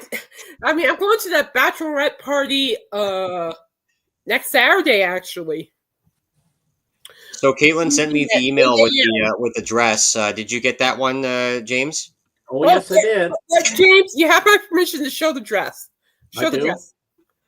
Okay, let me show the dress. You have to zoom in. You got to see it before me. What is this? I was the first in line for this. Okay, let me show the dress. Hold on, I gotta find it here. Let me get it here. Here we go. All right, now I'm gonna show the dress. Say yes to the dress. Caitlin swearing. I hit the wrong button. I turned my camera off instead of wanting to share the screen. Gatsby, I know where you live. Hey. All right. Are you ready? Yeah. Are you standing by the record machine? There you go. Bravo. I feel pretty. Isn't that's that me in my pretty? dress. I feel pretty, so pretty, so pretty. and yeah, that's the bridesmaid's dress. Well, I did this pose because I felt like, like Cinderella or Belle. I did. I feel like I was a Cinderella or Belle. That's my bridesmaid's dress for my brother's wedding. Yep. There you go. La la la la la la la. That was Tahiti purple. So, but that's what I'll be wearing. Yes, people, I wear dresses when I have to. Now, do you believe me, James? Yes. Yes. Well, I told him, like, oh, yeah, I'm going to be wearing a dress. They're like, what? Uh-oh. Dawson, I'm no longer calling you the future. You are now the distraction. Thank you, Kate. Distraction? I am completely on topic here, Royce. I talked about the top 10 bands in the 2000s, the top punk bands, the 30 punk bands, and the 10 alternate rock bands. We are... Hey, see, Dawson, this is what you don't know. Royce and I have been friends for 5 years. Okay? See, so we were friends way before we even knew you. So, and us friends tend to stick together. So, We are so focused here. I think that the diamond cutting lasers are getting jealous of how focused I am right now. But I'll leave that to you. But anyway, guys, sorry about the phone. I can't help it when that notification goes off, depending on who it is. I'm like, yeah, we shall see. But anyway, Dulcie, you made her reread the list for forcing us to have to watch a show. Oh, shut up, JJ. Okay, fair enough. Boy, You know what I thought you were going to do boy, there, JJ? boy, JJ, you Brewers and Bears fans sure are whiny. No wonder. Oh. You know what, JJ? I thought you were going to say, why do we always come here? I guess we'll never know. It's kind of like a torture to have to watch the show. Damn it, he made me watch it all. Yes, okay. I'll have Michael. I'll have to go back and watch the replay. Michael, no, if you're uncomfortable with the word parent, Caitlin, you may refer to me as Laura. No, I can tell you what I could call you. I could call you pain in the ass, annoying, something not nice. Can't say that on here. You can't do that on television. Something that Caitlin will make people's ears blush. How about I could call you just don't call him late for dinner. Oh, the Cram Pooba. My liege. How about I just call you pain in the ass? Will that work? Squire. He's a pain in the ass. I love him for it. Oh, JJ, I remember the music when Fred's mother-in-law comes in. Da, da, da, da, da, da, da, da, da, da. Or Captain, my captain, yes. George is a jungle. I like that, Royce. George of the jungle. Dun, dun, dun, dun, dun. Friend to you and me, George of the jungle. Watch out for that tree. Mr. in general. Oh, okay, so I should call... Okay, Michael, you're Mr. Pain in the Ass. I could do that. Mr. Pain in the Ass. I could do that. But no, I'm actually looking forward to Black Hawk next weekend, though. I looked up the slots, so I know which slots to target. And there's Kino. Ooh. I'm learning how to play that. That looks fun. Hey, wouldn't it be cool if Rod Stewart was playing there that same night? I would ditch the whole party just to listen to that. Sure.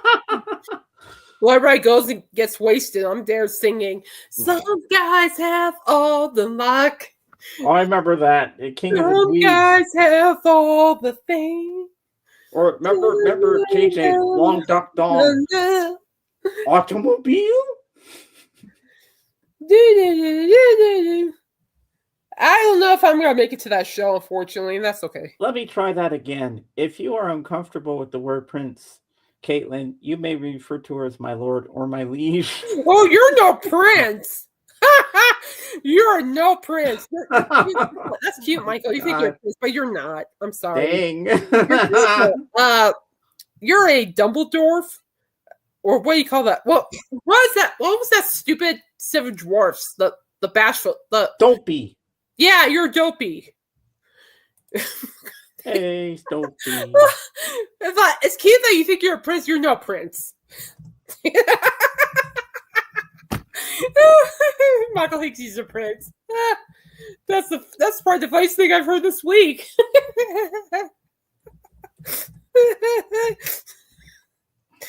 I mean, but you say you look like Brad Pitt. You're not Prince Michael. You're not even near Brad Pitt either. No. Michael Prince. I'm just like, yeah, okay. Whatever you say. Sure. Whatever you say. Yep. Whatever you say, Michael. No, you're not.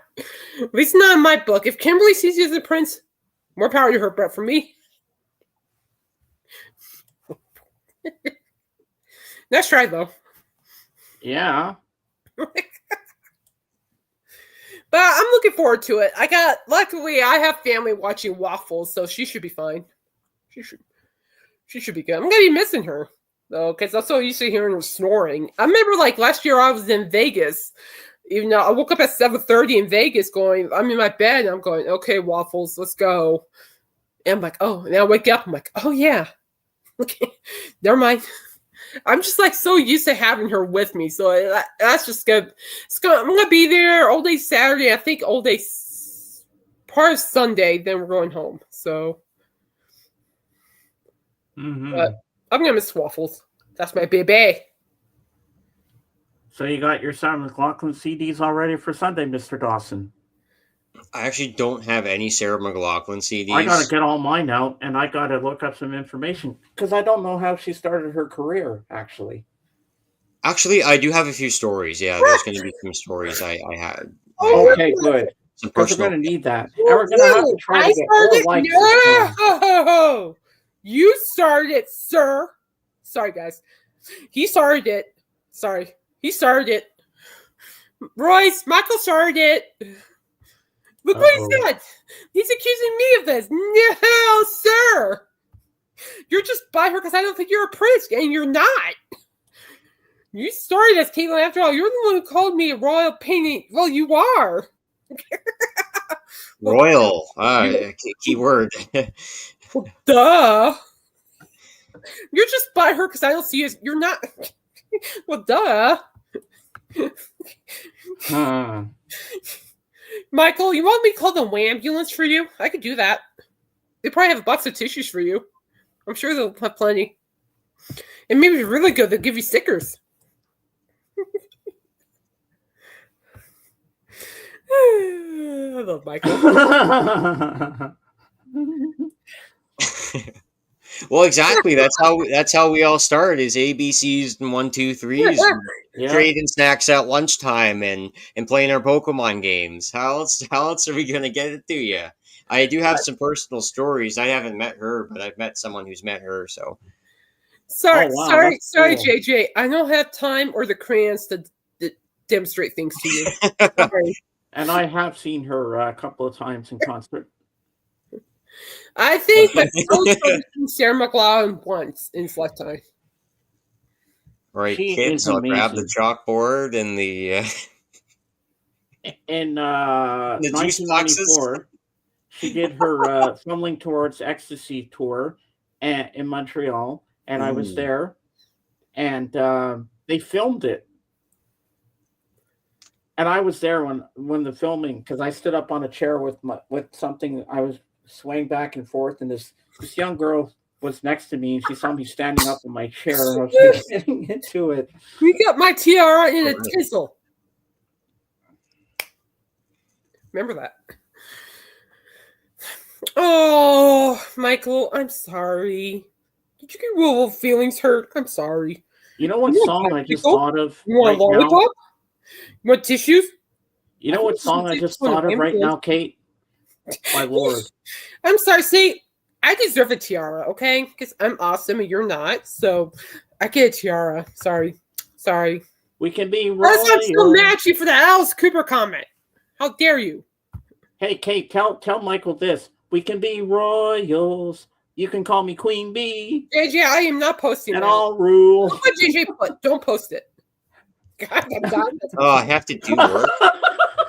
Okay. I am not touching that. That's why they're number 6 on the list. I'm not touching that. No doubt. Now you can see why the Brewers don't win. May I see more?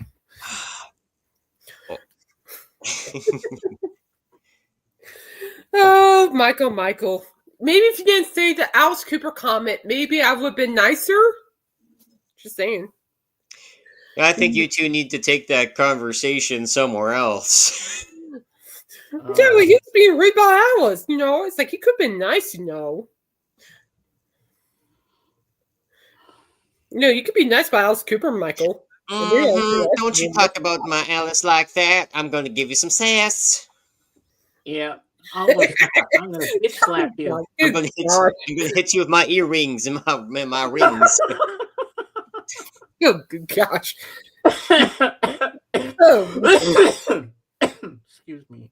Oh, God. Good gosh. Well, anyway, Oh. guys, I think I'm going to end this craziness because I need to check on my feet. I'm the only Yeah, one. hello, Dr. Rick. Dr. Rick, hold up a Dr. second. Rick. Dr. Rick, how are you doing? I've been praying for you. Oh, please tell us how you're doing. I want to know how you're doing. Yeah, do you need anything? Anything at all? Just like food or whatever. Let me know. We've been praying for you like crazy. I've been praying for you like crazy. Yes. You're in our prayers every day, my man. Mm-hmm. For those who don't know, he's going through some health challenge. Doctor's going through some scary health. Yep.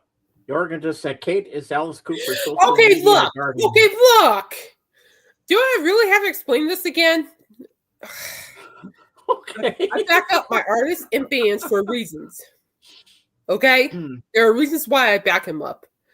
Now, I don't have the crayons to show you why. So settle down, people. Wow. I need him. I saw this. Oh, what do you say? What did the surgeon say, if you don't mind me asking? Hopefully they can really take care of the issue at heart, because I really hope this works out in a positive way for you, because I know the big C is very scary. So. Mm-hmm. Oh, well, I think you're talking about Michael, right, JJ? I think you're talking about Michael probably needs one too. He can blow his nose on it. Yeah, but we're praying for you, Dr. Rick. I know it's when, nothing's more scary than, going through medical treatments and figuring out that there's something wrong and something that seems bigger and big and scary, which, I get. But this day and age, with medicine and technology these days, things have been really good. It can really help. So I hope and pray that the doctors will be able to help you and help you get through this time and really take away that cancer I get. Yeah, cancer. I can say that. I guess cancer, and you can fully heal. It's intimidating. I get it. It's a very sensitive topic too, and I get that too. Trust me, been there, done that. I get it. But we're praying for you, and always reach out if you need anything. Okay? If you need somebody to DoorDash food to you, just let me know. I could take care of that for you. We all gotta look out after one another, because life is short, and we all need somebody to be there during our darkest days. Yep. Especially when you're going through a lot of struggles. We all need somebody. We all do. All right, so the first surgeon said it's pancreatic. Oh, I hope not. The second surgeon ordered to get a PET scan to determine whether surgery will be required. Pancreatic. Shoot. Did he mention what stage that's in by a long shot, or will you know when you get the... Oh, I'll DoorDash it to you. Does he live near you? No, but I can DoorDash it from here, then send somewhere. Oh, okay. But if you need food or whatever, I can really help you out with that. But because you're my friend and I care about you, so that's what I do. But hopefully it's not hopefully it's in the early stages, or I'm hoping they just caught it. I really do. But pancreatic cancer is horrible. It's not any kind of cancer, any kind of sickness, any kind of diseases are just horrible. And I'm sorry you have that. I really am. So guys, keep him in your prayers, okay? He's a good friend of ours, and he loves music just as much. He's just as goofy. All right. I love you, Dr. Rick. We love you. We love you to death. We do. I will need food, he says. I know. I see it. Yeah. I see it. If I know how DoorDash worked, I would have done the same thing if I had money. Well, it's just, I know how, incredibly intimidating these medical life can be sometimes. Incredibly demanding, incredibly intimidating, scary. Yeah, sometimes it'll be nice to have somebody there just to, help out. like someone who's been there. I haven't nothing compared to what you've been through, but I've been through enough to know. See, I know enough. I've been through enough. I've seen enough to know how intimidating it can be. I'll give you that. But just keep hanging in there, Dr. Rick. We're praying for you.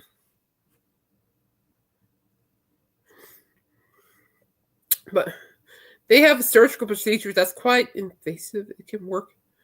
Well, that's good, though, if it can work. Because I know, like I said before, modern medicine really has grown. A lot of medicine in general has grown a lot, along with technologies, too. I mean, for Pete's sake, considering how much metal I have in my body, it's pretty amazing, to be honest with you. And that would be the procedure. Well, if it helps, if it can work, and if it can provide a positive feedback on your condition, so be it. I'm for it. Whatever you decide, I'm for it. So, but I'm glad you're doing okay. I was thinking about you the other day. Been praying about you. So I'm glad you're okay. And also, there are times I know it's for a fact, even Alice Cooper preached this on his radio show and Hush Michael. Just saying. That being positive. I don't think you have my email, do you? Here, I'll just type it in chat.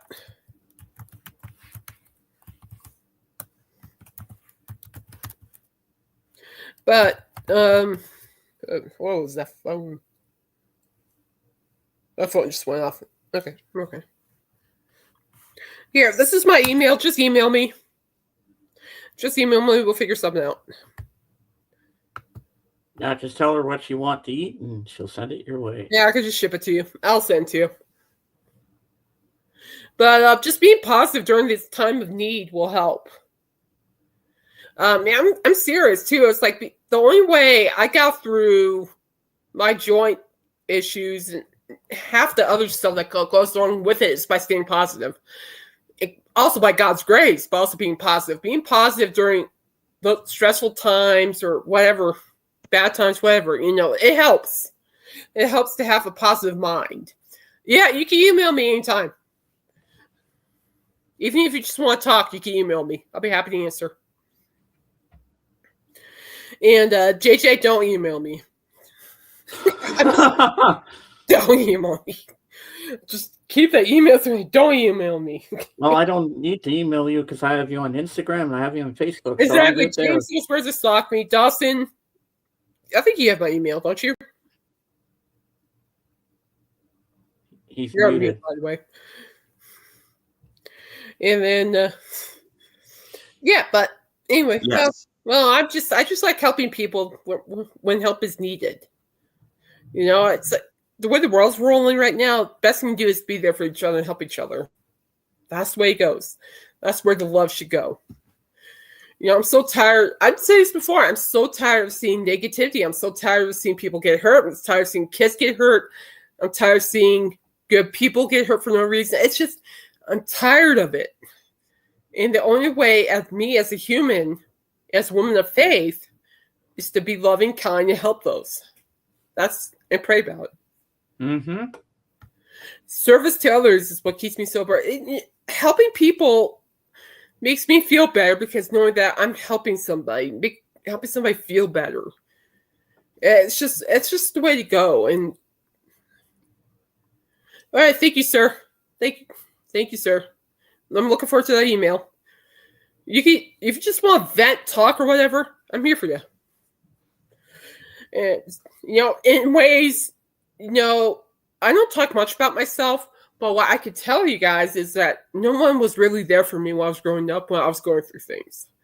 So in ways, I'm becoming a hero or a helpful person that would have helped me. Kind of like my own hero that I should have been, that I would have liked when I was going through things. So he said he'll put Dr. Rick in the subject. Does that make sense? Yeah, it does. Yeah. I'm becoming the hero that I wish I had when I was going through things. So, and that's okay. I mean, stuff happens. You just can't let it eat you. You just use it and Also, I suffer from anxiety and depression. That alone, sometimes my anxiety and depression, collide together. And when that happens, good Lord Almighty. Yeah, I think mine's kicking in because I Man, it's just mine collide. I don't know about you guys, but mine collide.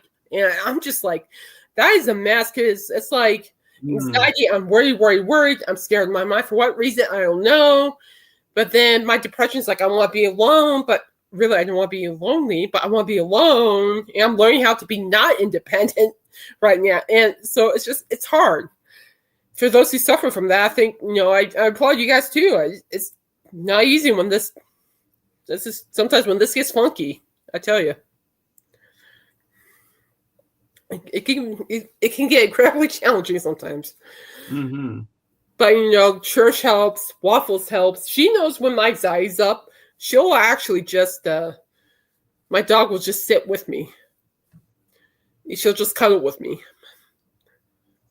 She just knows. Yeah, Dr. Rick, I'm here for you, brother. We're here for you. I'm here for you. Email me whatever you need. Just doesn't have to be for food. It could be for anything. Just for a talk or a text, whatever. I'm here. All right, guys, we're gonna go. It's been 2 hours. I gotta get going. I gotta go check on my family. I'm the only one home, so I need to. All right. Well, I gotta do the outro first. I'll do my closing comments. Yeah, you have your closing comments. I was just on the phone with the doctor begging for Xanax. There it is. Oh yeah. Royce Michael, I am doing my homework. I got my Santana Africa Speaks album. Great episode last week, and if anyone missed it, please catch the replay. James and I will be doing a show on Sarah McLachlan on Sunday at noon Eastern time. And yes, today on this show we covered a lot of punk rock bands, and I'm looking forward to next week where I'll be seeing Classic Albums Live, a tribute to The Wall. Note for note, cut for cut. Pink Floyd, The Wall tribute from front to back, live on stage. And I will be covering that on James's next show or whenever we get Fishbone's good. I like Fishbone. Fishbone's good. That's a good bit. Dr. Rick, try meditation. I do love that too.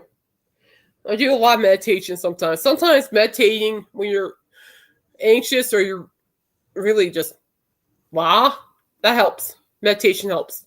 You can look at YouTube. Yeah. And on Wednesday, when we do our next stream with Kate, I will be giving you my review of the movie Michael, because I'm going to see it Monday. And it's not about one, so don't get that out of your head. Don't stop till you get enough. Come on. And then the love you take is equal to the love you make. Yeehaw! Yeehaw! There we go. Ride the pony. Yeehaw! Yeehaw! That sounds like a donkey. Yeah. Anyway, people, thank you for joining. I'd stay a little bit longer, but now I need to go check on my family because I'm the only one. I need to eat something. I'm hungry. He's hungry. I'm hungry. I haven't had lunch yet, so I'm going to take care of the dogs and check on my family, make sure everybody's doing well. So stay safe, stay blessed, be good. Keep punching. That's all I can tell you guys. Just keep punching. I'll be praying for you all. Most welcome, Dr. Rick. Our pleasure. And if everything's not okay, guys, just breathe.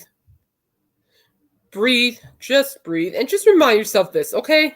And Dr. Rick, take this to heart, too, while you're at it. Yeah, we'll see you on Sunday, If you really think about it, bye, Jorgen. If you really think about it, okay? Last year, if you really think about it, guys, last year, you survived 100% of your worst days. Okay? That alone says how strong you really are as a person. So, you'll get through it. Well, I'm working on Monday, so I'm enjoying my holiday here. So, all right, guys, we're out. I love you all. Be good. Stay safe. We're out here. Godspeed, everybody. Peace out.